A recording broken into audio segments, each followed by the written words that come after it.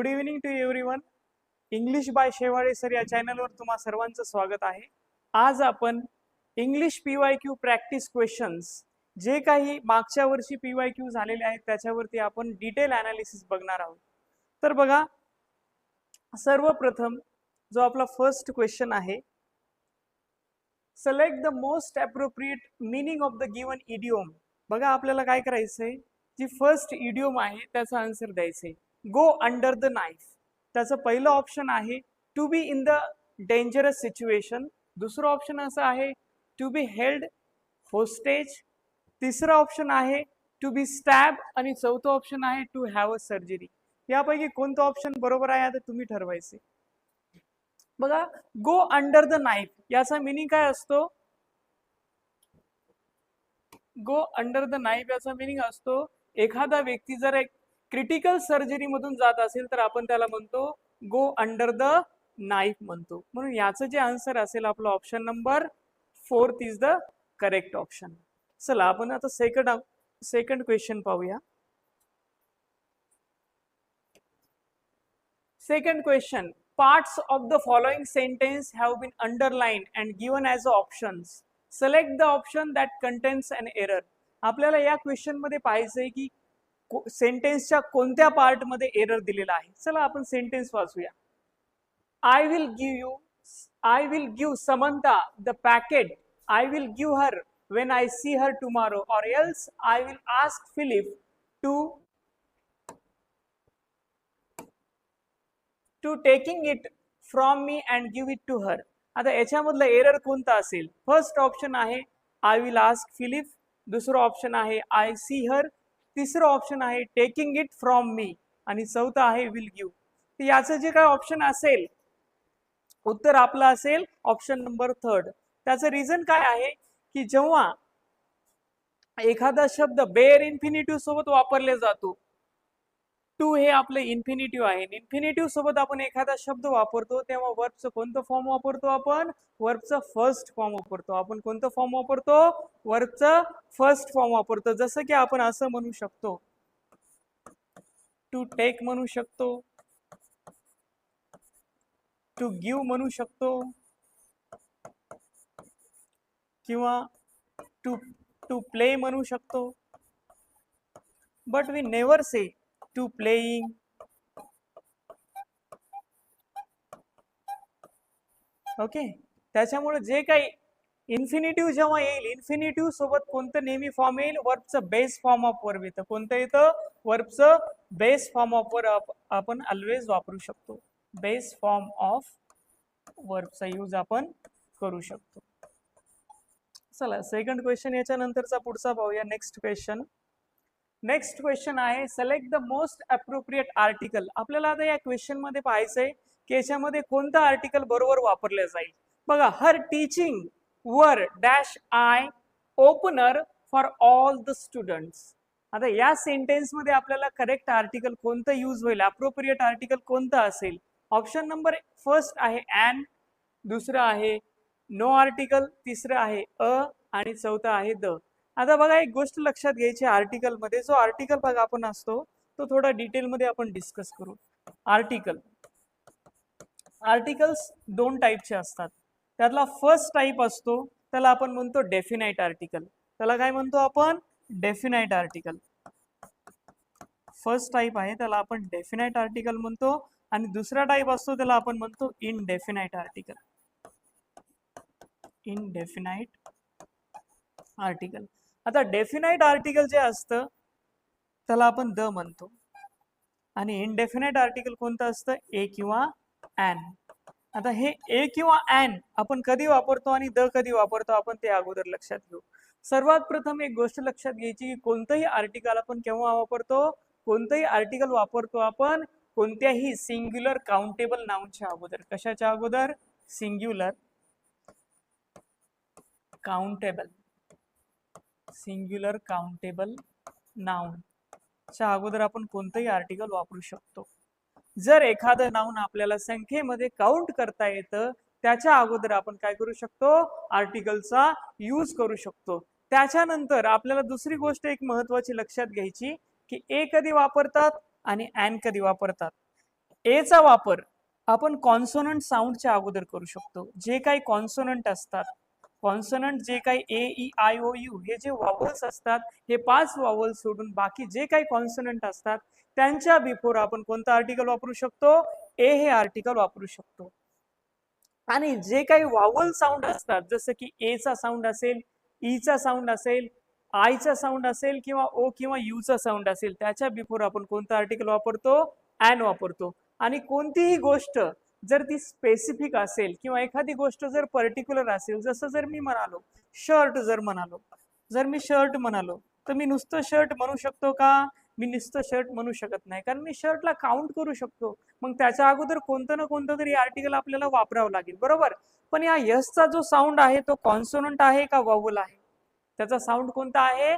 Consonant sound आहे. म्हणून मी काय म्हणणार? अ शर्ट म्हणणार. मी काय म्हणणार? अ शर्ट म्हणणार. बट हे जर शर्ट लक्षात घ्या, जर पर्टिक्युलर झालं, पर्टिक्युलर म्हणजे कसं, समजा पर्टिक्युलर कलरचं शर्ट झालं, मी म्हणालो व्हाईट शर्ट.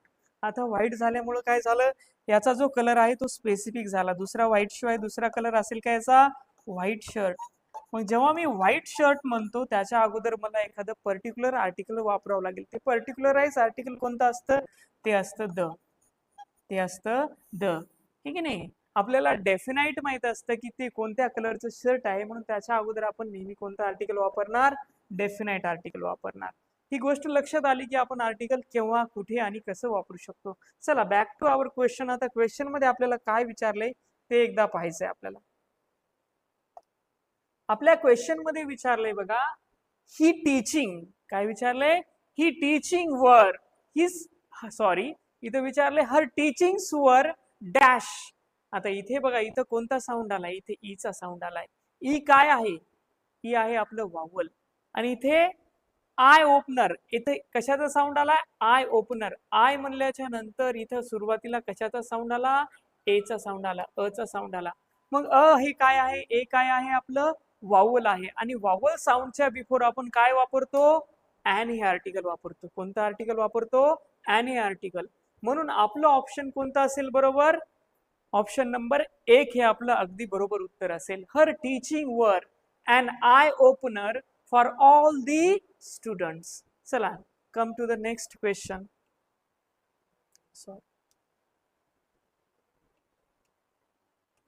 नेक्स्ट क्वेश्चन बघा, select the most appropriate verb to fill in the blank. आपल्याला काय करायचंय आता या सेंटेन्स मध्ये की अप्रोप्रिएट वर्ब कोणतं वापरलं जाऊ शकतं ते पाहायचे. सब्जेक्ट वर्ब ॲग्रीमेंट हा जो भाग असतो आपल्याला खूप महत्वाचा भाग आहे. त्याच्यावर बरेचसे क्वेश्चन पीवायक्यू मध्ये येतात आणि हा सुद्धा एक पीवायक्यू चा क्वेश्चन असल्यामुळे याच्यात आपल्याला लक्षात घ्यायचंय की इथे अप्रोप्रिएट वर्ब कोणतं वापरलं जाईल. बघा, he will pick up the papers once you dash evaluating them.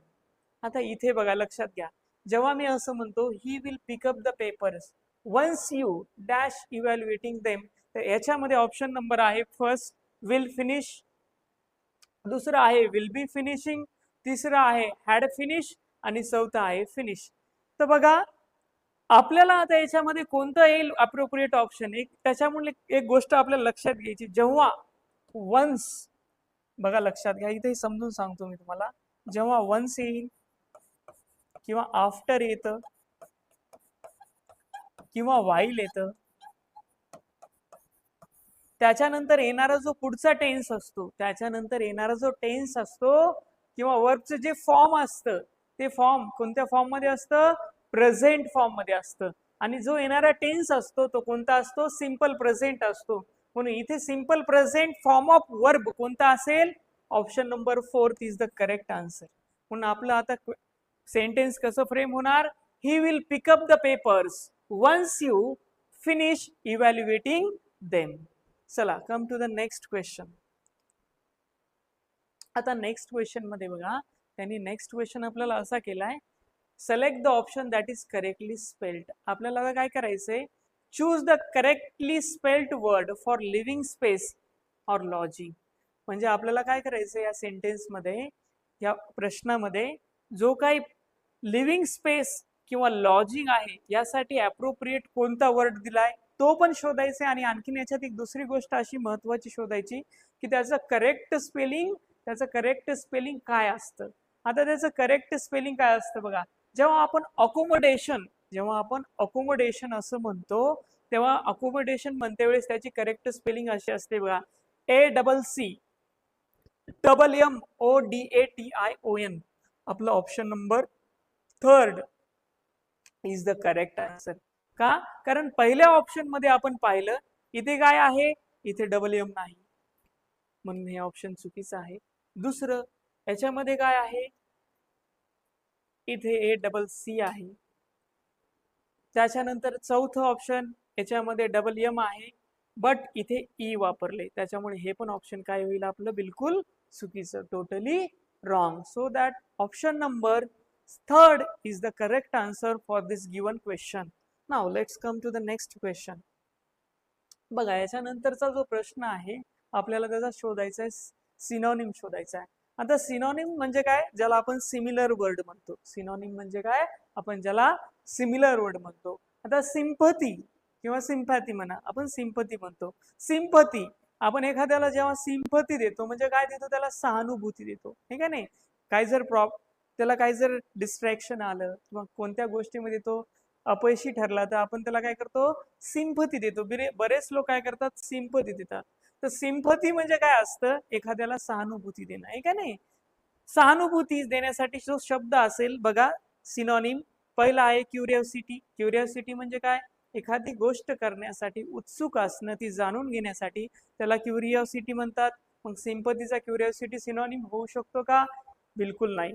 त्याच्यानंतर दुसरं ऑप्शन आहे डिस्कॉर्ड. डिस्कॉर्डचा मिनिंग होतो डिसएग्रीमेंट. डिस्कॉर्डचा काय मिनिंग होतो, डिसएग्रीमेंट. मग डिस्कॉर्ड होईल का आपला, तो पण नाही होणार. त्याच्यानंतर डिसडेन. डिसडेन सुद्धा होणार का, नाही. त्याच्यानंतर आपण पाहतोय चौथा option affinity.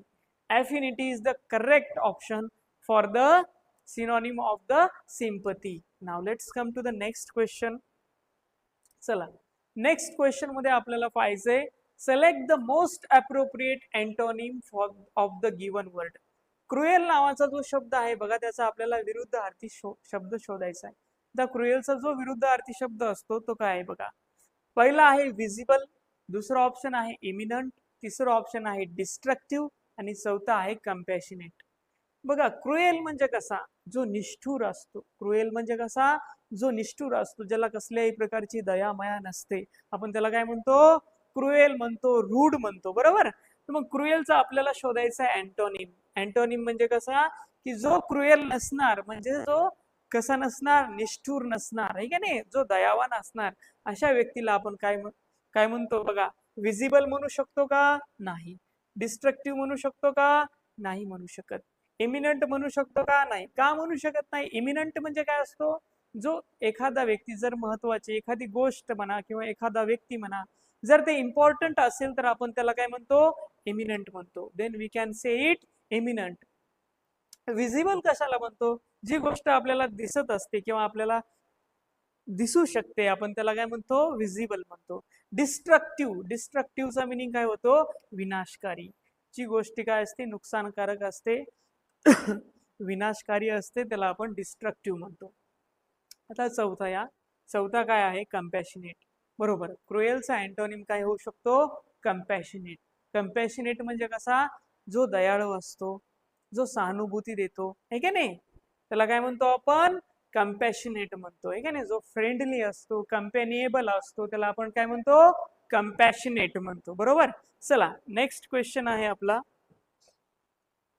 Strike up a friendship. Strike up a friendship.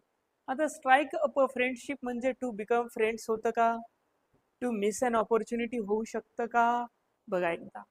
त्याच्यानंतर दुसरा ऑप्शन आहे, तिसरा ऑप्शन आहे to make someone extremely angry, हे होऊ शकतं का. चौथं बघा, to undertake a risky or dangerous task. हे चारही ऑप्शन दिलीत बघा. ह्या चारही ऑप्शन पैकी कोणतं ऑप्शन बरोबर येऊ शकतं बघा. स्ट्राइक अप अ फ्रेंडशिप, याच्यामध्ये जो आपलं पहिलं ऑप्शन आहे टू बिकम अ फ्रेंड्स, हे होऊ शकत नाही. एखाद्याचा मित्र बनणं म्हणजे आपण त्याला स्ट्राइक अप अ फ्रेंडशिप होऊ म्हणू शकत नाही.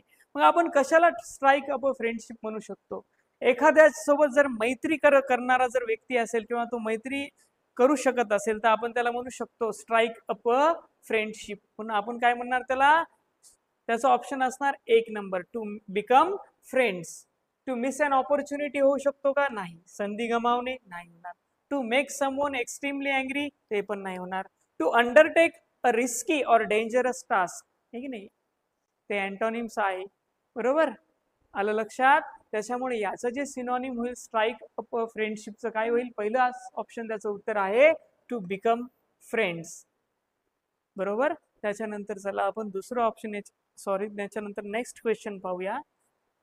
Select the most appropriate antonym of the given word. आता आपल्याला पाहायचे की जो दिलेला वर्ड आहे डिस्क्रिशन, डिस्क्रिशन जो दिलेला वर्ड आहे त्या डिस्क्रिशन साठी एक जो अप्रोप्रिएट अँटोनिम म्हणजे विरुद्धार्थी शब्द कोणता असू शकतो, तो फर्स्ट ऑप्शन आहे करेज. आता डिस्क्रिशन म्हणजे काय, डिस्क्रिशनचा आपण अगोदर मिनिंग समजून घेऊ. डिस्क्रिशन म्हणजे काय असतं, असा जो व्यक्ती, किंवा डिस्क्रिशन म्हणजे एक प्रकारचं फ्रीडम असतं कोणतेही डिसिजन घेण्याचं. जसं आपण म्हणतो ना डिस्क्रिशन, एखाद्या व्यक्तीला समजा डिस्क्रिमिनेटरी जर पॉवर असतील तर आपण म्हणतो त्याच्याकडे कशाचं आहे, ते स्वातंत्र्य आहे, त्याच्याकडे ते फ्रीडम आहे, ते निर्णय घेण्याचं डिस्क्रिशन आहे. मग त्याचं फर्स्ट ऑप्शन करेज होऊ शकतं का, करेज म्हणजे साहस. त्याच्यानंतर स्टुपिडिटी होऊ शकतं का, बघा हार्मोनी, ओबिडियन्स, हे तिन्ही जे दिलेत का, हे तिन्ही काय आहेत, करेज, ओबिडियन्स आणि हार्मोनी, हे काय आहेत, डिस्क्रिशनचे सिनोनिम आहेत. हे काय आहेत, डिस्क्रिशनचे सिनोनिम आहेत. म्हणून आता याचा जे आपल्याला काय पाहायचं आहे, अँटोनिम पाहायचं आहे. काय पाहायचं आहे आपल्याला, अँटोनिम पाहायचं आहे. मग डिस्क्रिशनचा जो विरुद्धार्थी शब्द येऊ शकतो त्याला काय म्हणतो आपण, स्टुपिडिटी. किंवा डिस्क्रिशन मधला आपण असंही दुसऱ्या शब्दात म्हणू शकतो, डिस्क्रिशन म्हणजे कसं, हुशारीने निर्णय घेणारा, विचारपूर्वक निर्णय घेणारा, त्याला आपण म्हणतो डिस्क्रिशन म्हणू शकतो. मग जो हुशारीने निर्णय घेत नाही, मूर्खपणाने निर्णय घेतो, त्याला आपण म्हणू शकतो स्टुपिडिटी. म्हणून आपला जो डिस्क्रिशन आहे शब्द, त्याचा अँटोनिम काय होईल, स्टुपिडिटी. चला come to the next question. बघा नेक्स्ट क्वेश्चन आहे, select the option that expresses the given sentence in active voice. बघा सर्वात अगोदर आपल्याला ऍक्टिव्ह व्हॉइस आणि पॅसिव्ह व्हॉइस, व्हॉइस दोन प्रकारचे असतात, एक असतो ऍक्टिव्ह व्हॉइस आणि दुसरा असतो पॅसिव्ह व्हॉइस. आता ऍक्टिव्ह व्हॉइस मध्ये काय असतं, जो सब्जेक्ट असतो तो असतो doer of the action. Active voice मध्ये जो सब्जेक्ट असतो तो काय असतो, डुअर ऑफ द ऍक्शन. असं ऍक्टिव्ह व्हॉइस मध्ये शो केलं जातं की एखादी क्रिया त्याच्याद्वारे केली जाते, तो स्वतःहून त्या क्रियेमध्ये इन्व्हॉल्व आहे, तेव्हा त्याला आपण म्हणतो ऍक्टिव्ह व्हॉइस. आणि पॅसिव्ह व्हॉइस आपण कशाला म्हणतो, की एखादी क्रिया त्याच्याद्वारे केल्या जाते, जेव्हा आपण असं शो करतो तेव्हा आपण त्याला काय म्हणतो, त्याला पॅसिव्ह व्हॉइस म्हणतो. त्याला काय म्हणतो, पॅसिव्ह व्हॉइस म्हणतो. तर इथे आपल्याला तशाच प्रकारचा क्वेश्चन केलेला आहे. बघा सेंटेन्स दिले त्यांनी आपल्याला, the task will be finished by Radha in fortnight. बघा आपल्याला असं दिलंय क्वेश्चन, हे दिलेलं जे काही क्वेश्चन आहे किंवा सेंटेन्स आहे ते आपल्याला ऑलरेडी कोणत्या व्हॉइस मध्ये दिलंय, हे आपल्याला ऑलरेडी दिले पॅसिव्ह व्हॉइस. हे कशाहून लक्षात आलं, आपल्याला एक लक्षात आलं की जे काही काम आहे आपल्याला काय लक्षात इथं दिलंय की कोणाद्वारे कंप्लीट केल्या जाईल, राधाद्वारे कंप्लीट केल्या जाईल असं शो केले गेले. म्हणजे तिच्याद्वारे एखादं काम होत आहे असं शो केले किंवा होईल असं शो केले. म्हणजे काय की ती ऍक्शनला रिसीव्ह करते शो केले, ती स्वतः ऍक्शन करते असं सांगितलंय का, नाही, तिच्याद्वारे ती ऍक्शन होईल असं आपल्याला काय केले, त्यांनी एक प्रेडिक्ट केलं, एक संकेत दिलाय. बरोबर, त्याच्यामुळे याचा आपल्याला काय शोधावं लागेल, ऍक्टिव्ह व्हॉइस शोधावं लागेल. मग या गिवन सेंटेन्सचा ऍक्टिव्ह व्हॉइस काय होऊ शकतो, बघा आता ऍक्टिव्ह व्हॉइस तुम्हाला सांगायचं म्हणलं तर आपण डिटेल मध्ये डिस्कस करूया एकदा. व्हॉइस,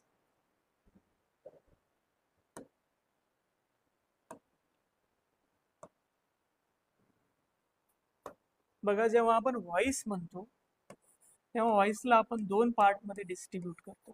किती पार्ट मध्ये डिस्ट्रीब्यूट करतो, दोन पार्ट मध्ये. एक फर्स्ट असतो त्याला आपण म्हणतो ऍक्टिव्ह व्हॉइस,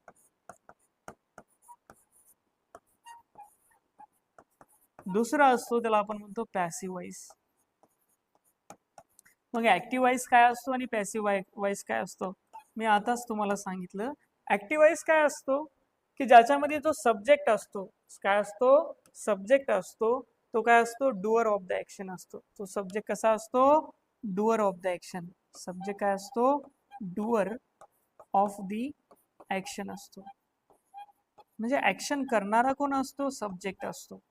म्हणून आपण त्याला काय म्हणतो, ऍक्टिव्ह वॉइस. किंवा आपण दुसऱ्या भाषेत असंही म्हणतो की ज्या सेंटेन्स मध्ये सब्जेक्ट स्वतः ऍक्टिव्ह असतो त्याला आपण काय म्हणतो, ऍक्टिव्ह वॉइस म्हणतो. आणि पॅसिव्ह वॉइस मध्ये काय असतं, सब्जेक्ट जो असतो तो असतो रिसिव्हर. तो काय असतो, receiver. Receiver of the action. काय असतो तो, एखाद्या ऍक्शनला स्वतः रिसिव्ह करतो. म्हणजे असं शो केलं जातं की ती ऍक्शन त्याच्याद्वारे केली जाते, असं शो केलं जातं. तेव्हा त्याला आपण काय म्हणतो, पॅसिव्ह वॉइस म्हणतो. चला आपण डिस्कस करूया आता एक सेंटेन्सच्या मार्फत की नेमका ऍक्टिव्ह वॉइस काय असतो. एक सेंटेन्स देतो. समजा मी जर असं म्हणालो, आय विल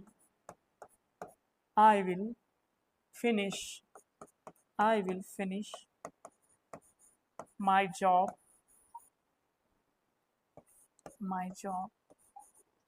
ऑन टाइम. मी जर असं म्हणालो तर याचं पॅसिव्ह वॉइस काय येईल. आता याचा एक फॉर्मॅट असतो. काय असतो, फॉर्मॅट असतो. हे जे सेंटेन्स, जे गिवन सेंटेन्स आहे, गिवन सेंटेन्स कोणत्या टेन्स मध्ये, आपण टेन्स ऑलरेडी अभ्यासलाय. टेन्स मध्ये आपल्याला माहिती आहे की हे जे गिवन सेंटेन्स आहे ते आहे सिंपल फ्युचर टेन्स मध्ये. कोणत्या टेन्स मध्ये आहे, सिंपल फ्युचर टेन्स मध्ये. बघा, जर सिंपल फ्युचर टेन्सचं जर एखादं वाक्य दिलेलं असेल आणि त्याचा पॅसिव्ह वॉइस जर आपल्याला करायचा असेल तर त्याच्यासाठी एक फॉर्मॅट असतो. जेव्हा जेव्हा आपण एखाद्या सेंटेन्सचा पॅसिव्ह वॉइस करतो, whenever we want to make a passive voice of any particular sentence, then we need to use first of all object of the sentence. आपल्याला काय वापरावं लागेल, पॅसिव्ह वॉइस मध्ये ऑब्जेक्ट वापरावं लागेल. काय वापरावं लागेल, ऑब्जेक्ट वापरावं लागेल. बरोबर. त्याच्यानंतर सेंटेन्स मध्ये आपल्याला हेल्पिंग वर्ब काय दिलेला आहे, विल दिलेला आहे. म्हणून आपण लिहिणार विल. जर मे बी शाल दिला असेल तर शालही लिहू शकता. त्याच्यानंतर आपण जे काही बीचं फॉर्म वापरणार, बी वापरणार. त्याच्यानंतर आणि कोणताही वॉइस करते वेळेस, कोणत्याही सेंटेन्सचा जेव्हा आपण वॉइस करतो तेव्हा एक गोष्ट आपल्याला लक्षात ठेवायची, वर्बचं परफेक्ट फॉर्म ऑफ वर्ब वापरायचे. कोणतं फॉर्म वापरायचं आपल्याला, परफेक्ट फॉर्म ऑफ वर्ब. ज्यालाच आपण काय म्हणतो, वर्बचं थर्ड फॉर्म म्हणतो. आपण ज्यालाच काय म्हणतो, थर्ड फॉर्म म्हणतो. आपण इथं काय वापरणार, वर्बचं थर्ड फॉर्म वापरणार. याच्यानंतर बाय येणार आणि शेवटी काय येणार, ऑब्जेक्टिव्ह केस येणार. काय येणार, ऑब्जेक्टिव्ह केस येणार. बघा, एक लक्षात घ्या, कोणताही सब्जेक्ट असतो त्याची एक ऑब्जेक्टिव्ह केस असते. एक 10 कोणताही सेंटेन्स असतो त्याची काय असते, ऑब्जेक्टिव्ह केस असते. आता ऑब्जेक्टिव्ह केस काय असते, समजा जर मी आय म्हणालो तर आयची ऑब्जेक्टिव्ह केस काय आहे, मी येते. त्याच्यानंतर मी जर म्हणालो ही, तर हीची ऑब्जेक्टिव्ह केस काय येते, हिम येते. तर अशा पद्धतीनं आपण ऑब्जेक्टिव्ह केस, जसं इट असेल तर इट्स येतं, यू असेल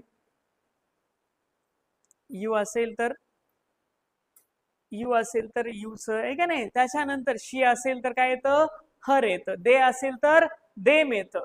वी असेल तर अस येतं. अशा पद्धतीने आपण काय करतो, प्रत्येक सब्जेक्टची एक ऑब्जेक्टिव्ह केस असते. ती आपल्याला पॅसिव्ह वॉइस मध्ये at the end of the sentence use करायची. तर चला मग आता पाहूया की जे काही गिवन सेंटेन्स मी तुम्हाला दिले त्याचं पॅसिव्ह फॉर्म काय आहे. तुम्ही एकदा ट्राय करा, तुम्हाला जमत असेल तर याचा पॅसिव्ह वॉइस काय होऊ शकतो किंवा काय नाही होऊ शकत. ओके, आता बघा, जस्ट अ मिनिट.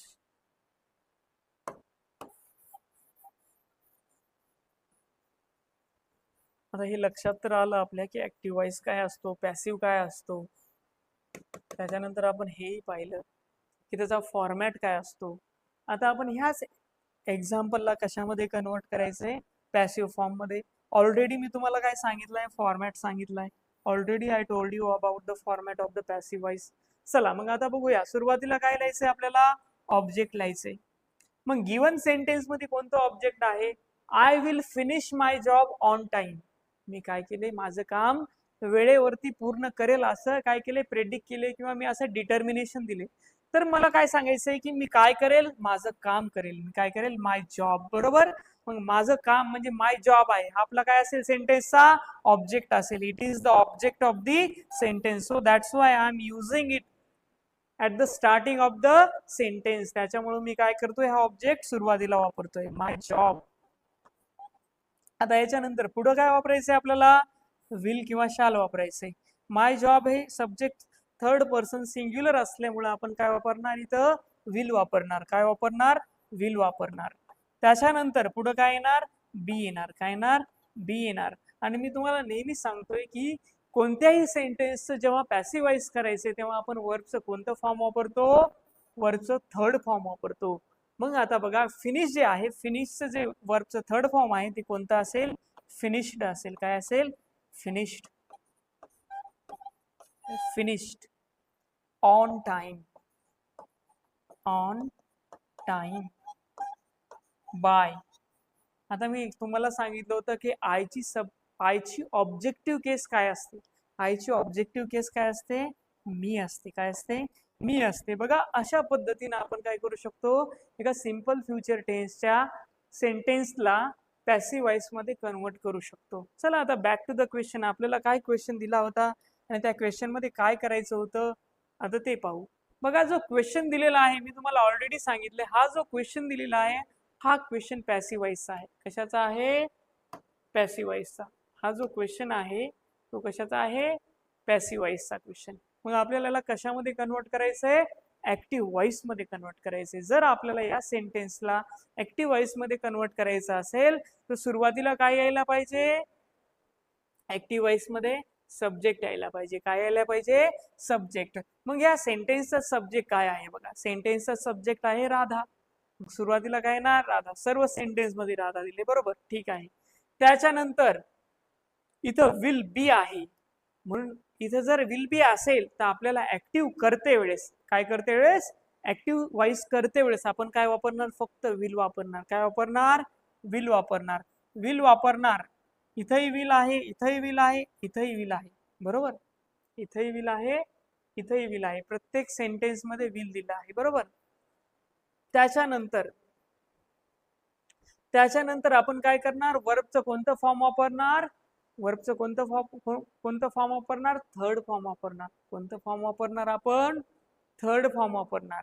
इथं काय येणार, राधा विल. इथं बाय मिस्टेकली ह्याव आलंय, फक्त इथं काय येईल,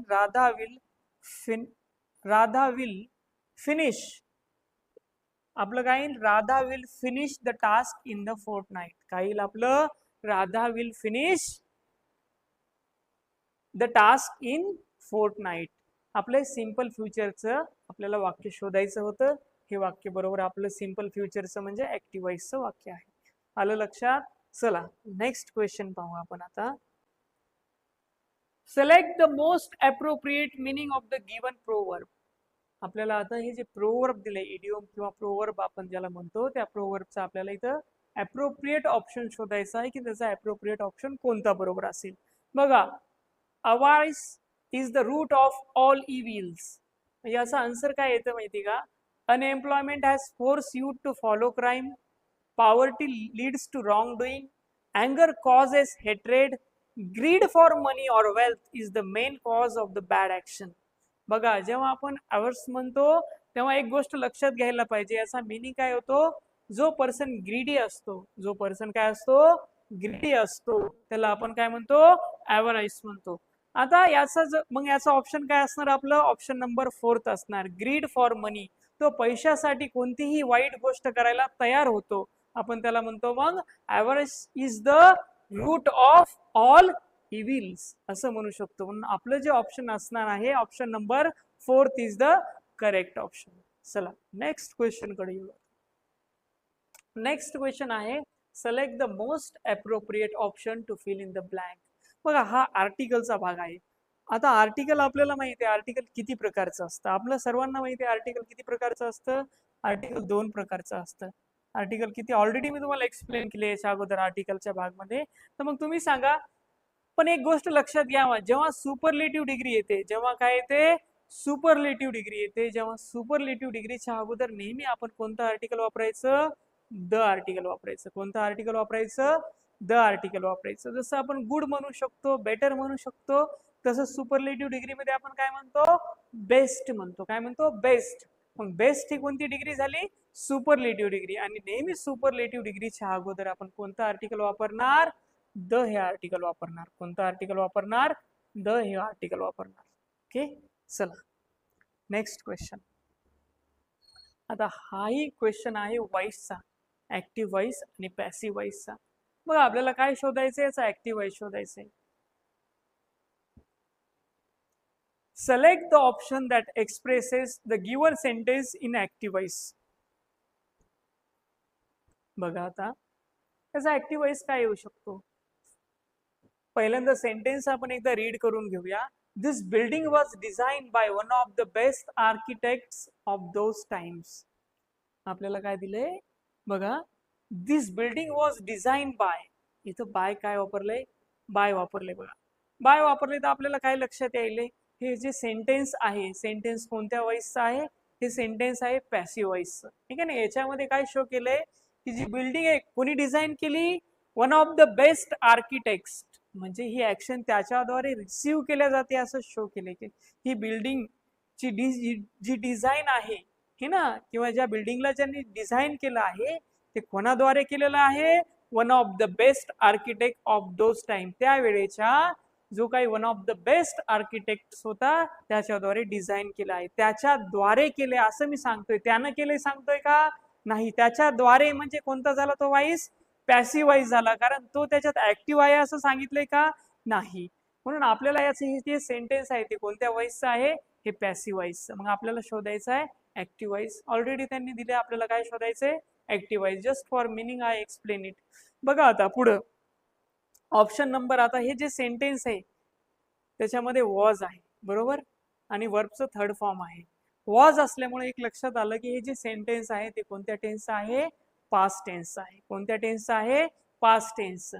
मग आपल्याला काय शोधायचं आहे, सिंपल पास्ट टेन्सचं वाक्य शोधायचं आहे. आता या चारही ऑप्शन मध्ये कोणतं सिंपल पास्ट टेन्सचं वाक्य आहे आता तुम्ही सांगायचंय. बघा फर्स्ट सेंटेन्स जेव्हा आपण वाचतो बघा हे येऊ शकतं का, one of the best architect of those time design this building. दुसरं एकदा ऑप्शन बघू, द बेस्ट बिल्डिंग, यातला ऑब्जेक्ट कोणता आहे, one of the best architects. हा काय आपला ऑब्जेक्ट, म्हणजे हाच सुरुवातीला पाहिजे. मग ते पाहिजे. एलिमिनेशन मध्ये आपण पाहू आता की याच्यामध्ये कुठे कुठे तो ऑब्जेक्ट दिलाय, ते सॉरी तो सब्जेक्ट दिलाय ते आपलं काय असू शकतं, आन्सर असू शकतं. पहिल्यामध्ये दिलाय, ठीक आहे, हे मे बी आन्सर असू शकतं, पण आपण आता शुअर आहोत का, नाही. चला दुसरं सेंटेन्स बघा. दुसऱ्या सेंटेन्स मध्ये नाही, इथं दिला नाही. दुसरं सेंटेन्स आपलं एलिमिनेशन न कट झालं. त्याच्यानंतर तिसरं, दिस आर्किटेक्ट, हे पण नाही, चालते, ठीक आहे.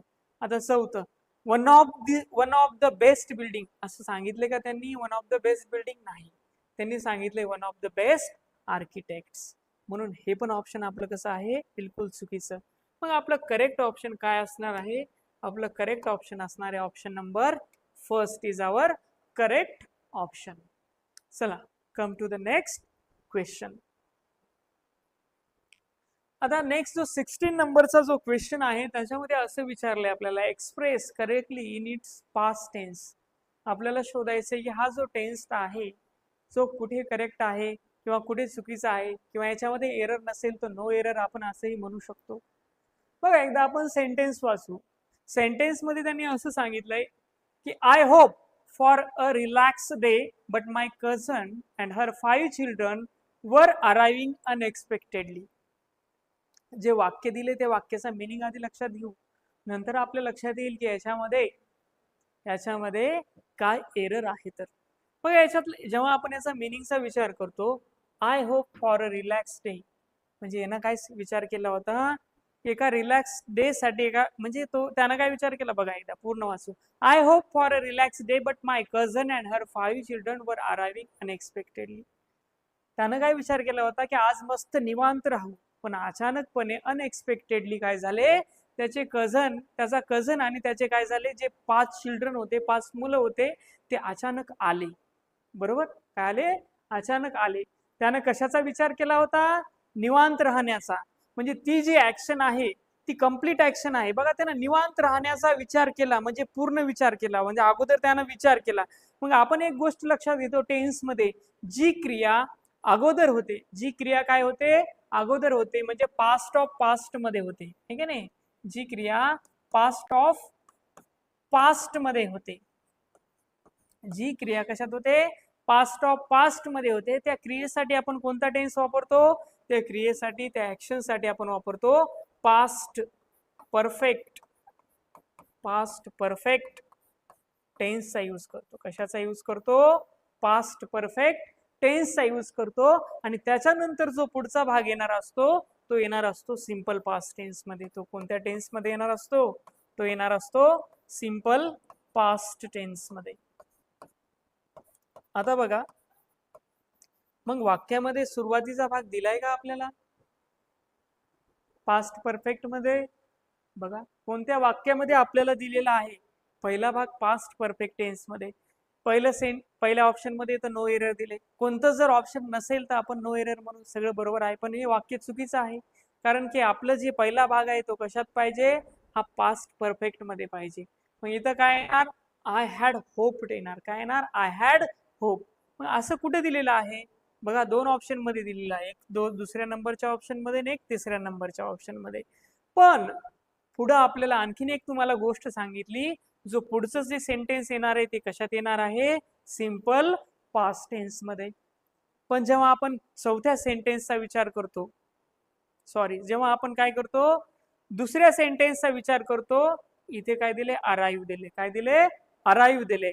मग हे सिंपल पास्ट टेन्सचा भाग आहे का, नाही. यांनी कोणतं फॉर्म दिले, प्रेझेंट फॉर्म दिले. कोणतं फॉर्म दिले, प्रेझेंट फॉर्म. म्हणून हे सेंटेन्स होणार का, नाही होणार. याच्यामध्ये विल दिले, पास्ट परफेक्ट मध्ये ते विल नसणारच आहे. नो एररचा विषय नंतर बघू. हे जर नसेल, नो एररचा विषयच नाही, कारण वाक्य बिलकुल चुकीचं आहे. त्याच्यानंतर तिसरं ऑप्शन बघा, मग तिसरं होऊ शकतं का, बघा सुरुवातीला दिलाय past perfect, I had hope for a relaxing day but my cousin and her 5 children arrived. काय दिले आपल्याला, अराइव्ड. म्हणजे सुरुवातीला कोणता टेन्स दिला, पास्ट परफेक्ट, आणि नंतर पुढे इथं कोणता दिला, सिंपल पास्ट. म्हणजे आपलं वाक्य कोणतं बरोबर आहे, option number 3 is the correct answer. आलं लक्षात, ओके. चला नेक्स्ट, आपण जे वोकॅब्युलरी सेशन घेतलं होतं युट्यूबला, त्याच्यामध्ये पाहिलं होतं की बिनोवलंट नावाचा जो शब्द आहे की नाही, त्याचं सिनॉनिम अँटोनिम्स आपण डिटेलमध्ये डिस्कस केलं होतं. तर बघा, आणि तो शब्द PYQ मध्ये आलेला आहे. Select the most appropriate synonym of the benevolent. सर्वात अगोदर आपण समजून घेऊ की बिनोवलंट म्हणजे कसा असतो.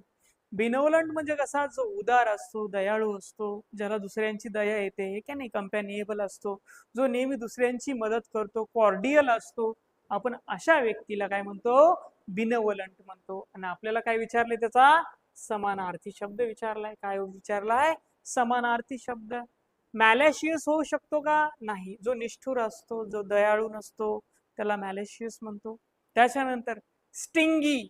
स्टिंगी म्हणजे कसा असतो, जो नेहमी दुसऱ्याला त्रास देतो, खोड्या काढतो, त्याला आपण काय म्हणतो, स्टिंगी म्हणतो. मग स्टिंगी पण होणार का आपला सिनोनिम, नाही. हे दोन्ही काय झाले त्याचे अँटोनिम. होस्टाईल, होस्टाईल सुद्धा होणार नाही. मग जनरस. जनरस म्हणजे कसा, उदार. जनरस म्हणजे कसा असतो, उदार असतो. आणि बिनोवलंटचं मी तुम्हाला अगोदरच मिनिंग सांगितलं की जो कोणी व्यक्ती उदार असतो, दानशूर असतो, दयाळू असतो, त्याला आपण बिनोवलंट म्हणतो. म्हणून एक्झॅक्ट त्याचा सिनोनिम काय होऊ शकतो, जनरस हा त्याचा सिनोनिम होऊ शकतो. चला come to the next question. Next question आहे आपला, बघा, select the option that rectify the grammatical error in the given sentence. आपल्याला जे सेंटेन्स दिलेलं आहे त्याच्यामध्ये ग्रॅमॅटिकल एरर कोणतं आहे ते शोधायचे. बघा, जेव्हा नायदर किंवा नॉरच्या वाक्याचा आपण विचार करतो, जेव्हा नायदर किंवा नॉर, समजा एखाद्या सेंटेन्स मध्ये नायदर किंवा नॉर आला असेल, तेव्हा काय होतं की नायदर किंवा नॉर सोबत जो कोणी सब्जेक्ट येणार असतो, जो नियर सब्जेक्ट असतो, जरी सुरुवातीला त्यांनी सिंग्युलर सब्जेक्ट दिला, पण नॉरच्या नंतर जो जवळचा सब्जेक्ट आहे त्याच्यानुसारच त्याचं पुढचं वर्ब येणार, त्याच्यानुसारच त्याचं काय येणार, पुढचं वर्ब फॉर्म येणार. बघा, पहिलं जे सेंटेन्स आपल्याला कसं दिलंय, neither the principal nor the teachers was present in the meeting. काय विचारलंय आपल्याला, neither the principal nor the teachers was present in the meeting. आणि मी आताच काय सांगितलं, जेव्हा जो नायदर किंवा नॉर किंवा दुसरं घ्या आयदर, ज्याला आपण इदर म्हणतो किंवा याला निदर सुद्धा म्हणतो, इदर किंवा ऑर, या दोन्ही वाक्यात जर अशा दोन्हीचं जर वाक्य असेल तर जो नियर बाय सब्जेक्ट असतो, ह्या निदरच्या किंवा नॉरच्या जो नियर बाय जो सब्जेक्ट असतो त्याच्या अकॉर्डिंग पुढचं काय येत असतं, वर्बचं फॉर्म येत असतं. त्याच्या अकॉर्डिंग काय येत असतं, वर्बचं फॉर्म येत असतं. बरोबर. तर आता पाहूया मग आपण त्याच्या अगोदर कुठे आहे. बघा इथं बघा, neither the principal nor the teachers. इथं काय विचारलंय बघा, सांगितलंय नॉरच्या जवळ कोणता सब्जेक्ट आहे, द टीचर्स आहे. जो द टीचर्स आहे तो सिंग्युलर आहे का प्लुरल आहे, तो आहे प्लुरल. पण आपण इथं सेंटेन्स मध्ये दिले त्यांनी आपल्याला वर्ब सिंग्युलर. मग हे आपलं बिलकुल काय होणार, चुकीचं. मग याच्या ठिकाणी काय यायला पाहिजे, इथे यायला पाहिजे वर यायला पाहिजे. काय यायला पाहिजे, वर. मग असं वर असलेलं कोणतं ऑप्शन आहे बघा बरं. पहिल्या ऑप्शन मध्ये दिले का, नाही, तिथं वॉज दिले, बिलकुल टोटली रॉंग आहे. दुसरं option, neither the principal nor the teachers were present in the meeting. दुसऱ्यात अगदी बरोबर दिले. तिसऱ्यात इज दिले, ते तर चुकीचं असू शकतं. वॉज दिले, चुकीचं असू शकतं. एवढं जरी आपल्याला कळालं की निदर आणि नॉरच्या वाक्यामध्ये जो जवळचा जो सब्जेक्ट असतो नॉरच्या किंवा ऑरच्या, त्याच्यानुसार आपलं काय असतं, अकॉर्डिंग वर्बचं फॉर्म असतं. हे जेव्हा आपल्या लक्षात येतं तेव्हा आपण एलिमिनेशन मेथडनं सुद्धा करू शकतो. डायरेक्ट वर कशामध्ये दिसतं, याच्यामध्ये. बाकी दिसतंय का, नाही, चुकीचे सगळे. बाकी हेच काय झालं आपलं बरोबर सेंटेन्स झालं. आलं लक्षात, ठीक आहे. काही नाही, कंटाळा येत असेल तुम्हाला, पण आपण काय नाही थोडक्यात आता संपून टाकू. पुढचा आता लास्ट राहिले बघा. Select the option that can be use as a one word substitute for the given phrase. बघा एक्झाम मध्ये आपल्याला बऱ्याचदा असा क्वेश्चन होतो वन वर्ड सबस्टिट्यूशनचा, आणि हा प्रत्येक एक्झाम मध्ये हा रिपीट होणारा क्वेश्चन आहे वन वर्ड सबस्टिट्यूशनचा. बघा, a person who knows and can use several language. आता हे फार महत्वाचा क्वेश्चन आहे. आता बऱ्याच जणांचं आन्सर इथे चुकतं. बरेच जण काय करतात सांगतो मी तुम्हाला, कुठे चूक करतात. बघा, पहिला ऑप्शन आहे पॉलिग्लॉट, दुसरा आहे लिंग्विस्ट, तिसरा आहे अनालिस्ट आणि चौथा आहे स्कॉलर. बरेच जण, मॅक्झिमम स्टुडंट याचा आन्सर काय करणार आहेत, लिंग्विस्ट. याचा आन्सर काय करणार आहे, लिंग्विस्ट. पण ऍक्च्युली लिंग्विस्ट याचा आन्सर असणार आहे का, नाही. असं का, क्वेश्चन काय विचारलंय आपल्याला ते पाहायचे. काय पाहायचे, क्वेश्चन मध्ये काय विचारले. बघा, क्वेश्चन मध्ये विचारले असा कोणी व्यक्ती ज्याला काय आहेत, ज्याला हु नोज अँड कॅन यूज, काय सांगितलंय, कॅन यूज सेव्हरल लँग्वेज. असा व्यक्ती जो काय करतो, ज्याला सर्व लँग्वेज, बऱ्याचशा लँग्वेज, पुष्कळ लँग्वेज माहिती आहे आणि त्या लँग्वेजचा तो काय करतो, यूज सुद्धा करतो. अशा व्यक्तीला आपण पॉलिग्लॉट म्हणतो. काय म्हणतो, पॉलिग्लॉट म्हणतो. मग आता तुम्ही म्हणणार की सर लिंग्विस्ट का नाही होऊ शकत, त्याचा आन्सर असं का होऊ शकत नाही. आता तुम्हाला ते डिफरन्शिएट करून सांगतो की लिंग्विस्ट आणि पॉलिग्लॉट मध्ये काय डिफरन्स आहे. लिंग्विस्ट आणि पॉलिग्लॉट मध्ये काय डिफरन्स आहे. जेव्हा आपण पॉलिग्लॉट म्हणतो ना, पॉलिग्लॉट, तेव्हा त्याचा मिनिंग काय येतो, असा एखादा व्यक्ती जो पर्सन, असा एखादा पर्सन, ठीक आहे ना, हु knows many languages,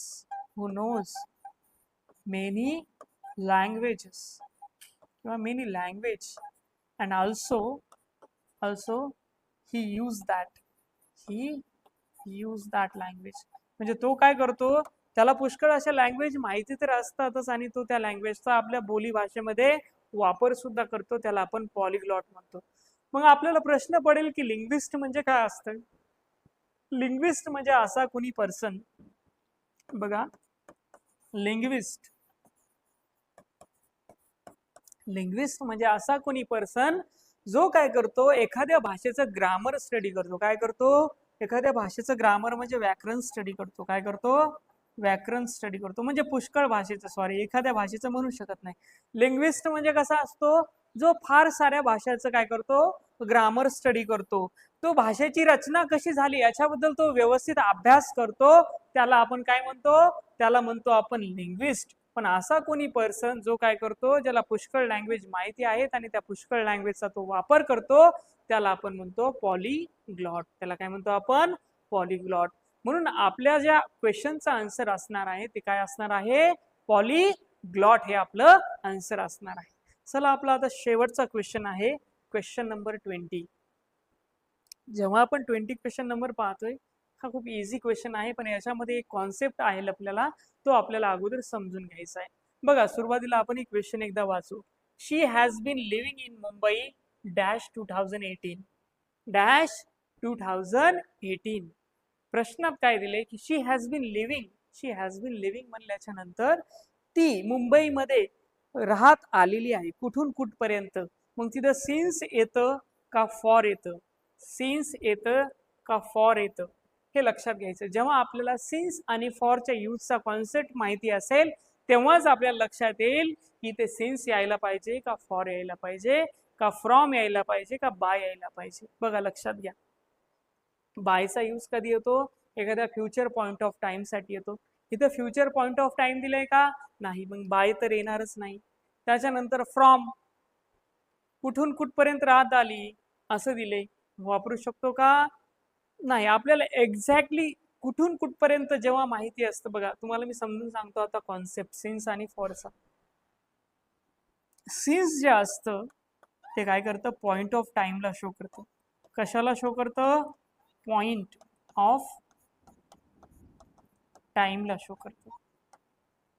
आणि फॉर कशाला शो करतं? ड्युरेशन ऑफ टाइमला. फॉर कशाला शो करतं? Duration of time. आता हाच कॉन्सेप्ट समजून घेऊ की पॉइंट ऑफ टाइम काय असतो आणि ड्युरेशन ऑफ टाइम काय असतं. जेव्हा आपल्याला एक पर्टिक्युलर ड्युरेशन दिलेला असतो, 2 वर्षाचा, 2 महिन्याचा, 2 दिवसाचा, 2 तासाचा ड्युरेशन दिलेला असतो, त्या ड्युरेशन साठी आपण फॉर वापरतो. आपण काय वापरतो त्याच्यासाठी आपण वापरतो फॉर वापरतो. पण जेव्हा आपल्याला एक पर्टिक्युलर टाइम दिलेला असतो की कुठून कुठपर्यंत किंवा एक्झॅक्ट माहित असतं आपल्याला, तेव्हा आपण कशाचा वापर करतो? सिन्सचा वापर करतो. कशाचा वापर करतो? सिन्सचा वापर करतो. तर बघा, गिवन सेंटेन्स मध्ये आपल्याला शो केलंय त्यांनी, she has been living in Mumbai 2018. त्यांनी काय सांगितलंय आपल्याला? 2018. 2018 म्हणजे काय? आपल्याला एक्झॅक्ट माहित आहे. आपल्याला काय माहित आहे? एक्झॅक्ट म्हणजे एक पॉइंट ऑफ टाइम माहिती आहे. काय माहिती आहे आपल्याला? Point of time. आणि जेव्हा पॉइंट ऑफ टाइमचा विषय येतो तेव्हा आपण काय वापरतो? सिन्स वापरतो. हे का नाही? इथे जर असं आलं असतं she has been living in Mumbai 2 years, हे जर 2018 नाही आलं असतं, पुढे जर नुसतं 2 इयर्स जर आलं असतं, समजा असं सेंटेन्स आलं असतं, बघा, she has been living in Mumbai for, sorry एक मिनिट, फॉर किंवा सिन्स 2 इयर्स. बघा, आता या सेंटेन्स मध्ये फॉर येईल का सिन्स येईल हे तुम्ही लक्षात घ्यायचे. She has been living in Mumbai, she has been living in Mumbai for किंवा सिन्स 2 इयर्स. आता इथं आपल्याला काय दिले? फक्त त्यांनी एक्झॅक्ट सांगितले का? कुठून कुठपर्यंत किंवा एक्झॅक्ट टाइम दिले का? आपल्याला पॉइंट ऑफ टाइम दिले का? नाही. इथे आपल्याला फक्त त्यांनी ड्युरेशन दिलाय. किती वर्षाचा ड्युरेशन दिलाय? 2 वर्षाचा ड्युरेशन दिलाय, कालावधी दिलाय. मग जेव्हा ड्युरेशनची गोष्ट येते तेव्हा आपण काय वापरतो? तेव्हा वापरतो आपण फॉर वापरतो. आणि जेव्हा पॉइंट ऑफ टाइमचा विचार येतो तेव्हा वापरतो आपण सिन्स वापरतो. तर अशा पद्धतीनं आपण आज की जे काही इंग्लिशचे जे काही PYQ होतं त्याचं डिटेल्ड अनालिसिस पाहिलं. आता तुम्हाला याच्याहून लक्षात येतं की एक्झाम मध्ये कशा पद्धतीनं क्वेश्चन विचारले जातात आणि कशा पद्धतीनं आपण त्यांना व्यवस्थितपणे टॅकल करू शकतो आणि कुठे कुठे आपल्या सिली मिस्टेक्स होतात. ओके, ठीक आहे. थँक्यू.